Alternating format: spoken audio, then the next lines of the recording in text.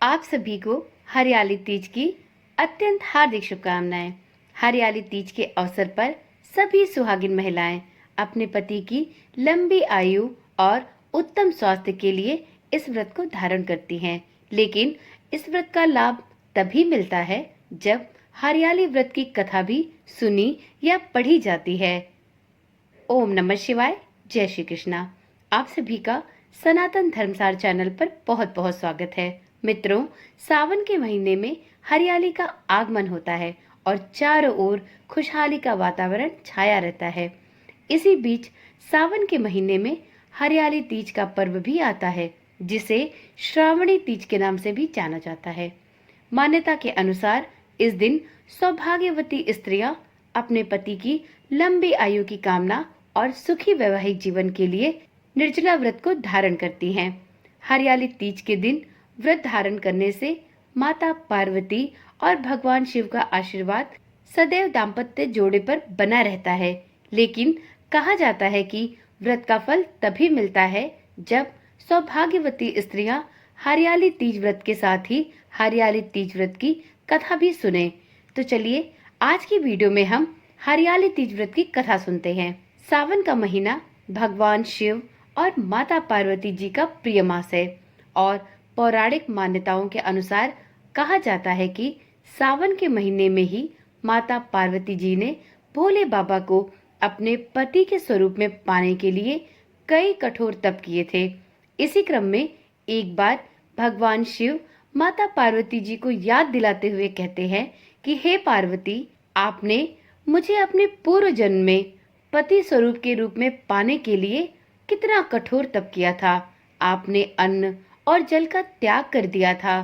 सर्दी गर्मी की परवाह किए बिना तपस्या में आप लीन रही थी।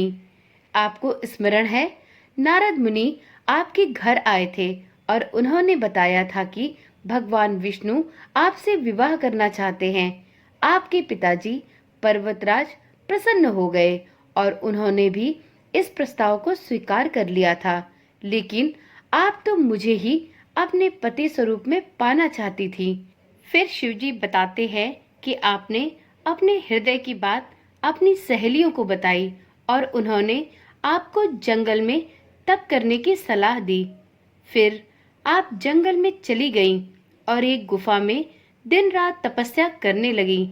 आपने रेत से एक शिवलिंग बनाया और उसी रेत की शिवलिंग से मेरी पूजा आराधना प्रारंभ कर दी। आपके पिता आपको ढूंढते ढूंढते थक गए, लेकिन आप तो मेरी भक्ति में लीन थीं। सावन के महीने में शुक्ल पक्ष की तृतीया तिथि को मैं आपके पास गया और आपकी भक्ति से प्रसन्न होकर आपको वरदान दिया कि मैं आपका ही पति बनूंगा। आपके पिता भी आपको ढूंढते हुए उस गुफा में आ पहुंचे, लेकिन आपने उनके सामने यह शर्त रखी कि मैं तभी आपके साथ आऊंगी जब आप मेरा विवाह भगवान शिव जी के साथ करेंगे। फिर क्या था, पर्वतराज को भी आपकी बात में हामी भरनी पड़ी। फिर भगवान शिव आगे कहते हैं, हे पार्वती, श्रावण मास की शुक्ल पक्ष की तृतीया के दिन ही आपकी मनोकामना पूर्ण हुई। फिर हमारा विवाह भी संभव हो सका।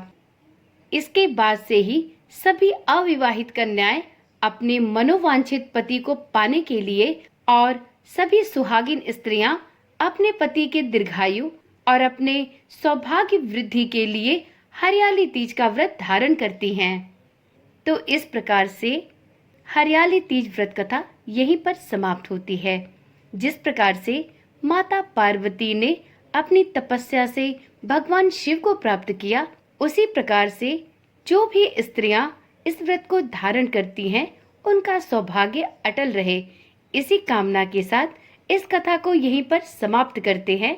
तो एक बार प्रेम से बोलिए, उमापति भोलेनाथ की जय, माता पार्वती की जय। सबकी मनोकामनाएं पूर्ण करने वाले प्रभु भोलेनाथ और माता पार्वती की कृपा आप सभी पर सदा सदा के लिए बनी रहे। ओम नमः शिवाय। जय श्री कृष्णा। राधे राधे।